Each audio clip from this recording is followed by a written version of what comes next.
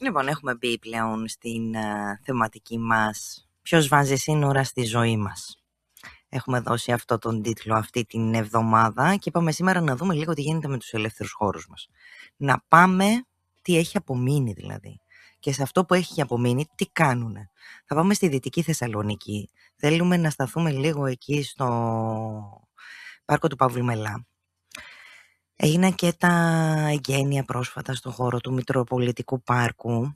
Βέβαια, τι εγγενιάσαν είναι ένα ζήτημα. Εμείς έχουμε τον Μάριο τον Παλάντζα, Δημοτικό Σύμβουλο της Λαϊκής Συσπήρωσης Παύλου Μελά, με την επικεφαλή της Λαϊκής Συσπήρωσης στο Δήμο, για να συζητήσουμε λίγο για το τι γίνεται σε αυτό το χώρο που μας πονάει πολύ. Αρκετά.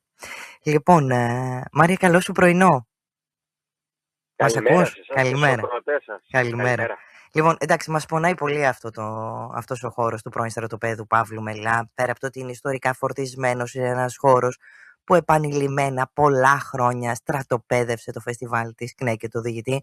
Και από ό,τι αντιλαμβανόμαστε, έτσι, και θα μας εξηγήσει τι γίνεται, σε αυτό το χώρο που έχει ονομαστεί Μητροπολιτικό Πάρκο, καλύτερα να αφήνανε την ΚΝΕ εκεί μέσα, γιατί από τις φωτογραφίες που έχετε στείλει, αυτό που βλέπω είναι πολύ χειρότερο από αυτό που έβρισκε η ΚΝΕ όταν έμπαινε μέσα στο χώρο, έτσι. Τι γίνεται, έχουν πέσει τόσα χρήματα εκεί πέρα? Έχουν πέσει τόσα χρήματα. Το ζήτημα ποιο είναι? Συμφωνώ προφανώς σε σχέση με το πώς το αξιοποιούσε τόσα χρόνια η ΚΝΕ με τα φεστιβάλ της και πώς το αναδείκνυε ως χώρο συνάντησης και ούτω καθεξής, αναψυχής και τα λοιπά. Το ζήτημα ποιο είναι? Ότι εντάξει, την Παρασκευή έγιναν τα εγγένεια ενός Μητροπολιτικού Πάρκου που μόνο πάρκο δεν θυμίζει σε κάθε περίπτωση. Βέβαια την κορδέλα τη φρόντισαν να είναι μεγάλη για να την πιάσουν όλοι, είτε από την κυβέρνηση της Νέας Δημοκρατίας, τώρα τοπικά στελέχη, διοικήσεις, περιφέρεια, αλλά και στελέχη, να πούμε, και της κυβέρνησης του Τσίπρα που ξεκίνησε το 2017 με την παραχώρηση του χώρου. Θα τα πούμε και αναλυτικά πιο μετά. Το ζήτημα είναι ότι όλη αυτή η εικόνα λάμψης που προσπάθησαν να δώσουν στα εγγένεια την προηγούμενη Παρασκευή, μόνο ως εμπεγμός μπορεί να χαρακτηριστεί και για το λαό του Δήμου Παύλου Μελά, αλλά και ολόκληρης της πόλης, καθώς άμα θέλετε να πάρουμε και τα πράγματα έτσι κάπως στη χρονική του συνέχεια, μιλάμε για μια παραχώρηση ενός πρώην στρατοπέδου που έγινε, θυμίζουμε, το 2017 από την τότε κυβέρνηση του ΣΥΡΙΖΑ με πρωθυπουργό τον Τσίπρα προς τον Δήμο. Μια παραχώρηση η οποία έγινε κατά χρήση και όχι κατά κυριότητα, και μάλιστα έναντι 83 δημοτικών διαμερισμάτων. Αλλά το πιο σημαντικό είναι ότι ουσιαστικά τότε μιλάμε για μια σύμβαση που στο πυρήνα της είχε την ανταποδοτική και εμπορευματική λειτουργία του πάρκου, αλλά και έβαζε κιόλας και εκβιαστικά χρονοδιαγράμματα εργασιών, όχι από τη σκοπιά να παραδοθεί γρήγορα ένα πάρκο για το λαό, αλλά στο πώς θα υλοποιηθεί τάχιστα ένας επιχειρηματικός σχεδιασμός στο χώρο. Έκτοτε πέρασαν αρκετά χρόνια, από το 2017 μέχρι σήμερα. Το 2021 το Νοέμβριο ξεκινούν οι εργασίες και ουσιαστικά τώρα βλέπουμε μέχρι σήμερα ορισμένες εργολαβίες να έχουν ξεκινήσει χωρίς να έχουν ολοκληρωθεί. Ουσιαστικά έχει ολοκληρωθεί μονάχα μία εργολαβία, η οποία αφορά ένα κτίριο στρατονισμού εντός του στρατοπέδου, που αφορά το νέο μουσείο που λειτουργεί με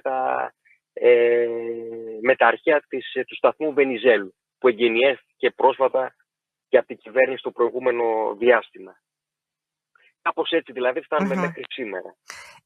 Μαρία, θέλω λίγο να διευκρινίσουμε κάποια πράγματα. Έβαλες αρκετά στοιχεία. Καταρχήν είπες στην αρχή ότι η σύμβαση είχε να κάνει έγινε κατά χρήση και όχι κατά κυριότητα. Αυτό επί της ουσίας τι σημαίνει? Σημαίνει ουσιαστικά ότι ο χώρος δεν δόθηκε ποτέ στον Δήμο για αξιοποίηση και υπάρχει κιόλας, δίνεται η δυνατότητα, αυτό ουσιαστικά λέει η σύμβαση, που είναι πολύ σημαντικό στοιχείο, ότι αν δεν προχωρήσει ο επιχειρηματικός σχεδιασμός στα χρονοδιαγράμματα που θέτει η κυβέρνηση, ουσιαστικά υπάρχει δυνατότητα να ανακαλέσει ακόμα και την παραχώρηση. Γι' αυτό άλλωστε και τα εγγένεια, γιατί πρέπει κάπως να εκτιμήσεις γιατί έγιναν τα εγγένεια έτσι όπως είναι σήμερα το πάρκο, σε αυτή την πολύ αρχική δηλαδή κατάσταση. Ουσιαστικά μιλάμε για ένα χωράφι, για μία λάνα. Το Φεβρουάριο, για παράδειγμα, του 2025 έγινε τροποποίηση της σύμβασης αυτής, που τέθηκε ότι άμα 18 μήνες μετά δεν έχει παραδοθεί το έργο και δεν επιτελεί το σκοπό του, υπάρχει δυνατότητα ανάκλησης. Και αυτό πατάει προφανώς σε αυτή τη δυνατότητα ότι δόθηκε κατά χρήση και όχι κατά κυριότητα, και προφανώς χωρίς χρηματοδότηση, χωρίς τελέχος, χωρίς τίποτα προς το Δήμο. Πάρτε και βρείτε τρόπο να το κάνετε, και αν δεν το κάνετε φεύγει πίσω. Βρείτε Αυτό καταλαβαίνουμε. βρείτε εργολάβους, βρείτε χρηματοδοτήσεις. Εμείς αποσύρουμε την ευθύνη μας ως κράτος για τη μελέτη, την κατασκευή και τη λειτουργία του πάρκου. Είναι δηλαδή χαρακτηριστικά και τα λόγια που είχε πει σε μια επίσκεψή του ο ίδιος ο Πρωθυπουργός, ο Κυριάκος Μητσοτάκης, που λέει: κοιτάξτε να δείτε, καταλαβαίνω την αγωνία σας, αλλά από εδώ και πέρα το πάρκο πρέπει να παράγει από μόνο του τη βιωσιμότητά του. Επομένως, τι σημαίνει αυτό? Σημαίνει ότι η διοίκηση, η δημοτική διοίκηση, κάθε φορά πρέπει να βρει εργολάβους και επιχειρηματίες να έρθουν να καλύψουν αυτό το κενό της κρατικής χρηματοδότησης και στελέχους, και προφανώς η πολιτική αυτή θα την πληρώσει ο ίδιος ο λαός, που την πληρώνει ήδη. Να πούμε ότι την πληρώνει ήδη με 40 εκατομμύρια ευρώ, τα οποία ήδη έχουν πάει σε εργολάβους, είτε στο κομμάτι της μελέτης είτε στο κομμάτι της κατασκευής του πάρκου, και θα πληρώσει άλλα τόσα, έτσι όπως πηγαίνει δηλαδή η ροή, η χρηματοδοτική, για να καλυφθούν όλες οι ανάγκες κατασκευής του έργου, και θα την πληρώσει και την επόμενη μέρα της λειτουργίας του πάρκου, ενός πάρκου σε ανάπτυξη, με όλες τις χρήσεις και τις λειτουργίες οι οποίες προβλέπονται από τον αρχικό σχεδιασμό, μέσα από την ανταποδοτική και εμπορευματική λειτουργία. Αυτοί εκτιμάνε, με βάση τις μελέτες οικονομικής βιωσιμότητας, έτσι όπως τις λένε, εκτιμάνε ότι η επιχειρηματική δραστηριότητα που πρέπει να αναπτύσσεται στο πάρκο για να παράγει αυτό που λένε τη βιωσιμότητά του, θα ξεπερνάει ακόμα και το 1 εκατομμύριο ευρώ. Όλα αυτά τα χρήματα θα συγκεντρώνονται μέσα ουσιαστικά από την εμπορευματοποίηση των αναγκών του λαού, που θα πηγαίνει στο πάρκο και ουσιαστικά θα αγοράζει το πράσινο, την αναψυχή, τον πολιτισμό, τον αθλητισμό και οτιδήποτε άλλο έχει ανάγκη. Εμπόρευμα δηλαδή, ακόμη και η πνοή μας. Κανονικό εμπόρευμα. Μιλάμε δηλαδή για υπαίθριους χώρους και 24 κτίρια, τα οποία θα ποτίζονται από την αρχή μέχρι το τέλος τους με εμπορευματική δραστηριότητα. Ακόμα και οι υπαίθριοι χώροι, που εμείς τους αξιοποιούσαμε ως κόμμα και ως ΚΝΕ με τα φεστιβάλ μας, ακόμα και το τετραγωνικό το έχουν τιμολογήσει. Άρα, άμα πας να νοικιάσεις ένα χώρο, πρέπει να πληρώσεις ένα τετραγωνικό. Ανά τετραγωνικό, ανά χρήση, και μιλάμε για εκατοντάδες χιλιάδες ευρώ. Και μάλιστα, να πούμε ότι ακόμα και τα κτίρια τα οποία προωθούν αυτή τη στιγμή για κατασκευή, είναι κτίρια τα οποία θα παίξουν πρωταγωνιστικό ρόλο στο να έρθουν κέρδη. Δεν βάζουν προτεραιότητα δηλαδή κτίρια τα οποία, για παράδειγμα, θα δοθούν κατά χρήση σε φορείς και συλλόγους του πολιτισμού, του αθλητισμού κτλ. Βάζουν προτεραιότητα και τα αντίστοιχα κτίρια που θα τους αποδώσουν και γρήγορα και μεγάλα κέρδη. Άρα εκεί εντάσσεται και αυτό που είπες νωρίτερα, επιχειρηματικός σχεδιασμός. Ναι, μιλάμε για έναν επιχειρηματικό σχεδιασμό, ο οποίος εξελίσσεται σε πολλά στάδια. Πρώτα απ' όλα στο στάδιο της μελέτης του έργου, που η μελέτη είναι αρκετά σύνθετη, γιατί μιλάμε για ένα πάρκο 340 στρεμμάτων. Μιλάμε για κτίρια τα οποία βρίσκονται ουσιαστικά υποκατάρρευση, έτσι. Επομένως αυξάνεται ο βαθμός δυσκολίας μελέτης, και αυτή τη στιγμή, από τη στιγμή που οι δημοτικές υπηρεσίες είναι υποστελεχωμένες, δεν διαθέτουν το απαραίτητο τεχνικό προσωπικό, ουσιαστικά μεταφέρεται αυτό το κομμάτι στους εργολάβους. Μιλάμε επίσης για τις εργολαβίες, οι οποίες θα έχουν στο επίκεντρο την κατασκευή των κτηρίων αυτών και την ανάπλαση του περιβάλλοντος χώρου. Όπως είπαμε και στην αρχή, μία εργολαβία έχει ολοκληρωθεί, αυτή σε σχέση με το Μουσείο των Εκθεμάτων των ευρημάτων του σταθμού Βενιζέλου και βρίσκονται σε εξέλιξη άλλες δύο εργολαβίες. Μία για το κτίριο το οποίο θα στεγάσει το νέο Δημαρχείο, Δημοτικές Υπηρεσίες και την μόνιμη έκθεση Εθνικής Αντίστασης, και αυτό είναι ένα κομμάτι που μπορεί να μας απασχολήσει και σίγουρα θα μας απασχολήσει, και μια δεύτερη εργολαβία που βρίσκεται σε εξέλιξη, η οποία αφορά την ανάπλαση του περιβάλλοντος χώρου, η οποία ξεκίνησε το 2021 και δεν έχει ολοκληρωθεί ακόμα μετά από 4 παρατάσεις, ενώ ήταν να ολοκληρωθεί το 2023. Γενικά το πάρκο, να πούμε το εξής, και ένα κομμάτι να μην το ξεχάσω που αφορά τον επιχειρηματικό σχεδιασμό, είναι αυτός ο οποίος θα είναι σε εξέλιξη με τη λειτουργία του πάρκου. Έτσι, αυτά που είπαμε και νωρίτερα. Με χρήσεις δηλαδή εμπορευματικές παντού, λιανικό εμπόριο, εκθέσεις για τη μεγάλη βιομηχανία του πολιτισμού της πόλης. Σκέφτονται ακόμα και για ξενοδοχείο σε κτίριο που λειτουργούσε ως φυλακές την περίοδο που ήταν στρατόπεδο συγκέντρωσης το πρώην στρατόπεδο Παύλου Μελά.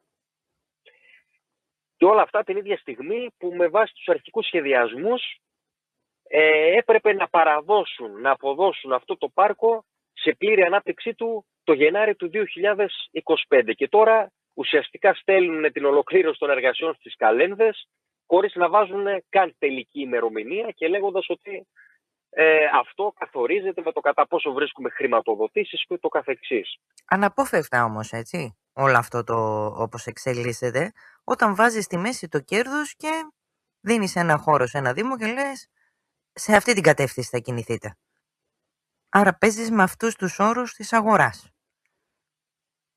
Σωστά. Όσο παραδίδεσαι στους όρους της αγοράς και βάζεις κριτήριο το καπιταλιστικό κέρδος, θα έχεις αυτά τα αποτελέσματα. Αλλά άμα θέλετε, αυτή είναι και η μεγάλη εικόνα γενικά. Δηλαδή, από ποια σκοπιά, ότι αυτή τη στιγμή συνολικά, άμα δούμε τι γίνεται, είναι ότι πόροι και χρηματοδοτήσεις μεταφέρονται ουσιαστικά στις ανάγκες της πολεμικής οικονομίας και αποσύρονται ουσιαστικά από τομείς που έχει ανάγκη ο λαός μας, όπως για παράδειγμα, για την περίπτωση που μιλάμε, για πάρκα τα οποία θα μπορούσαν να καλύψουν και τις σύγχρονες ανάγκες του λαού μας. Αλλά ένα συμπέρασμα, αν με επιτρέπεις, το οποίο θέλαμε να μείνει και με αφορμή την συζήτηση που γίνεται, η οποία θα συνεχιστεί για το Μητροπολιτικό Πάρκο, βλέπουμε τις εξής δύο εικόνες, ότι από τη μία βρίσκονται όλες αυτές οι πολιτικές δυνάμεις που ουσιαστικά υπερασπίζονται αυτό που λέγαμε και νωρίτερα, αυτή την οικονομία που έχει για θεό της το καπιταλιστικό κέρδος. Είναι οι δυνάμεις αυτές που τις είδαμε όλες μαζί να κόβουν την κορδέλα και να περνάνε αυτές τις μέρες από τα εγγένεια, που υλοποιούν και στηρίζουν τις πολιτικές αυτές που καθορίζονται ουσιαστικά από την κερδοφορία των εργολάβων, των μεγάλων επιχειρηματικών ομίλων, που αντιμετωπίζουν, άμα θέλετε πιο συγκεκριμένα, και τη γη ως εμπόρευμα και ως επενδυτικό χώρο για δραστηριότητες οικονομικές. Και εμείς αυτή την πολιτική καλούμε και το λαό να την αμφισβητήσει σε βάθος, ακόμα παραπάνω, αγωνιστικά, και να μην συμβιβαστεί με τα ψίχουλα που πέφτουν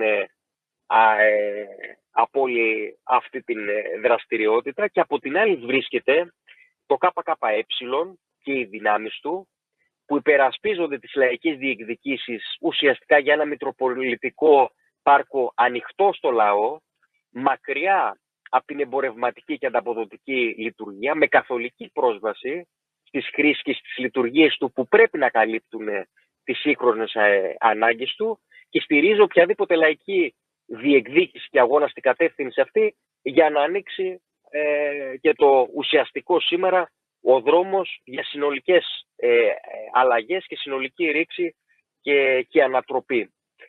Και από όλη αυτή την εικόνα και την συζήτηση που κάνουμε, εμείς θέλουμε να αποτελέσει και κριτήριο ψήφου στις επόμενες εκλογές, όποτε και αν γίνουν, και η στάση των άλλων δυνάμεων που είναι χαρακτηριστικά αντιλαϊκή.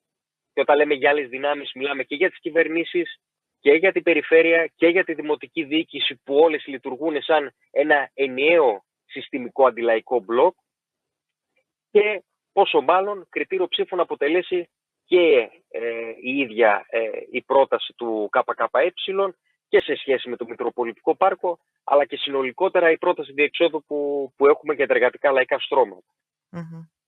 Είναι αλληλένδετα αυτά τα ζητήματα, έτσι. Ή αποφασίζεις ότι δεν είναι εμπόρευμα ή κατευθύνεις προς το λαό τα ωφέλη. Γιατί χρήματα υπάρχουν, το είπες πολύ χαρακτηριστικά. Η ερώτηση που θα σου έκανα η επόμενη, αλλά νομίζω ότι την απάντησες, είναι τι σημαίνει Ναι. πραγματικά Μητροπολιτικό Πάρκο, πώς θα μπορούσε να γίνει και πώς θα μπορούσε να κοστολογηθεί από το κράτος χωρίς να χρειάζεται να παρεμβαίνει το χρήμα μέσα εκεί, έτσι. Ένας τεράστιος χώρος που θα μπορούσε να έχει αξιοποιηθεί με τέτοιον τρόπο όπου αυτό που λέμε ελεύθερος χρόνος να είναι ελεύθερος χρόνος μέσα σε ένα ελεύθερο χώρο, έτσι. Σωστά. Και σήμερα υπάρχουν όλες αυτές οι δυνατότητες της επιστήμης, της τεχνολογίας. Είμαστε στην εποχή της τεχνητής νοημοσύνης. Οι παραγωγικές δυνάμεις της κοινωνίας έχουν πραγματικά εκτιναχθεί. Αυτά τα ζητήματα θα μπορούσαν να λυθούν στο έδαφος μιας οικονομίας που τα κλειδιά της οικονομίας και κουμάντο θα έκαναν οι ίδιοι οι εργαζόμενοι, και τότε το πάρκο, πραγματικά τα μητροπολιτικά πάρκα, που δεν θα μιλούσαμε για ένα, αλλά θα μιλούσαμε για ένα πάρκο σε κάθε γειτονιά, να το πούμε και έτσι, θα κάλυπταν πραγματικά τις σύγχρονες ανάγκες και ουσιαστικά θα αποτελούσαν και ένα οργανικό στοιχείο στον ελεύθερο χρόνο που θα είχαν οι εργαζόμενοι, προφανώς στα πλαίσια μιας άλλης κοινωνίας που θα έβαζε προτεραιότητα τις κοινωνικές ανάγκες και όχι το καπιταλιστικό κέρδος. Γι' αυτό εμείς καλούμε και το λαό, αν μου επιτρέπεις, να μην συμβιβαστεί και με τα ψίχουλα, γιατί υπάρχει, άμα θέλετε, και μια ανοχή ότι εντάξει, από έναν κόσμο που βρεθήκαμε τις προηγούμενες μέρες ως λαϊκή συσπήρωση και μιλήσαμε, ότι εντάξει, σε σχέση με το πώς ήταν ο χώρος, ότι είχε μια εικόνα αλάνας, υποβαθμισμένος κτλ., είναι κάτι παραπάνω. Εμείς καλούμε και το λαό να μην υιοθετήσει αυτή τη λογική του μικρότερου κακού και της ανοχής στα λίγα, αλλά να δει τη μεγάλη εικόνα των πραγμάτων και τις πραγματικές δυνατότητες όντως να ζήσει καλύτερα και να διεκδικήσει αυτό το καλύτερο αύριο μέσα από τον αγώνα. Γιατί αλλιώς θα είναι ένα πάρκο που υπάρχει, αλλά δεν υπάρχει, έτσι, για μας. Δηλαδή, όσο μιλούσε, σκεφτόμουν. Πλησιάζουμε στο φεστιβάλ του 1904. Θα μπορούσε ποτέ σε αυτό το πάρκο να κάνει ένα φεστιβάλ ο 1904? Δεν έχει τα χρήματα για να το πληρώσει. Δηλαδή, ο Δημήτρης απέναντι με κοιτάει και γελάει. Πόσα τετραγωνικά θα πρέπει να καλύψουμε και αν έχουμε τα χρήματα? Και αντίστοιχα, για να προβάλλεις αυτό τον πολιτισμό, έτσι, που έχει ανάγκη ο κόσμος σου. Ή αλλιώς θα πας σε έναν πολιτισμό που έχει κριτήριο το κέρδος. Αντίστοιχα, ένας φορέας που θέλει να κάνει μια εκδήλωση, μια απλή εκδήλωση, μια πολιτιστική εκδήλωση, έτσι, μια αθλητική εκδήλωση, μια δραστηριότητα που μπορεί να γίνει μέσα σε αυτό το αχανή χώρο αθλητική. Αυτά είναι αποτρεπτικά πια. Δεν είναι κλειδωμένο αυτός ο χώρος για το λαό πλέον. Αποτρεπτικό. Δηλαδή, αν μου λες ότι πρέπει να πληρώσουμε για να μπούμε, προφανώς θα δούμε και εισιτήριο στην είσοδο σε λίγο. Ναι, μόνο αυτό δεν προβλέπεται. Βέβαια για όλα τους έχουμε ικανούς. Αλλά ουσιαστικά βγάζουν έσοδα από παντού. Από τα πολιτήρια στα μουσεία, κοστολογώντας ακόμα και τον μαθητή ανακεφάλι. Έχουν κοστολογήσει ακόμα σε τέτοιο βάθος. Και σας λέω, δηλαδή, έχουν προβλέψει τέτοιες χρήσεις έτσι ώστε να είναι απαγορευτικές μαζικά για τους φορείς, για τους συλλόγους, για τα ερασιτεχνικά σχήματα που λειτουργούν στον πολιτισμό και για προφανώς και για τους απλούς δημότες που θέλουν να έχουν πρόσβαση στο οτιδήποτε. Εντάξει, βέβαια, αυτή η ανταποδοτική εμπορευματική λειτουργία και πριν το Μητροπολιτικό Πάρκο ισχύει στους Δήμους και τώρα δηλαδή είναι αποτρεπτικά. Απλώς εκεί θα το βλέπεις και με τη σφραγίδα. Και με τη σφραγίδα, ας πούμε, στο έδαφος ενός πάρκου, που θα δημιουργεί και αυτή την αντίφαση που βλέπεις ένα πάρκο ελεύθερο και την ίδια στιγμή θα μπαίνεις μέσα και ουσιαστικά δεν θα μπορείς να κουμπάς τίποτα άμα δεν έχεις λεφτά να το αποκτήσεις. Απλά θα μπορείς να βαδίζεις, έτσι. Ναι, να βαδίζεις, αυτό που είπες. Λοιπόν, αυτό, να βαδίζεις, να περπατάς. Ναι, απλά να περπατάς. Εντάξει. Λοιπόν, θα τα δούμε αυτά τα θέματα και το επόμενο διάστημα, έτσι. Και ειδικά εκεί η περιοχή σας έχει πολύ λίγους, καλά, ολόκληρη πολύ είναι έτσι. Αλλά εκεί είσαστε και πιο πυκνοκατοικημένοι. Έχει πολύ λίγους πνεύμονες. Ακόμη και το τον αέρα. Δεν το ξεχνάμε. Και το Καρατάσου να μην Και το Καρατάσου, ναι. το ίδιο. Που είναι ένας διπλάσιος χώρος σε σχέση με το Παύλου Μελά, που επίσης είναι σε μια κατάσταση υποβάθμισης, έτσι, που θα γίνει και το φεστιβάλ της Κινέ το Σεπτέμβρη, που θα πάει να το αναβαθμίσει για άλλη μια χρονιά. Και να το σουλουπώσει, ναι. Και να το σουλουπώσει κάπως, αλλά εντάσσεται και αυτό στην πολιτική που αναλύσαμε προηγουμένως. Άλλωστε αυτά είναι τα βήματα. Υποβαθμίζεται και μετά αρχίζουν να μετρούν κέρδη με αυτόν τον τρόπο. Σωστά. Των επιχειρηματικών δραστηριοτήτων. Λοιπόν, Μάρια, να σε ευχαριστήσουμε πάρα πολύ για τον χρόνο σου. Θα επανέλθουμε σε αυτά τα ζητήματα. Είναι πολύ σημαντικά. Είναι πολύ σημαντική και η ανάδειξη αυτών των θεμάτων από την λαϊκή συσπήρωση. Να σε ευχαριστήσουμε πολύ. Καλή συνέχεια. Να είστε καλά. Καλή συνέχεια.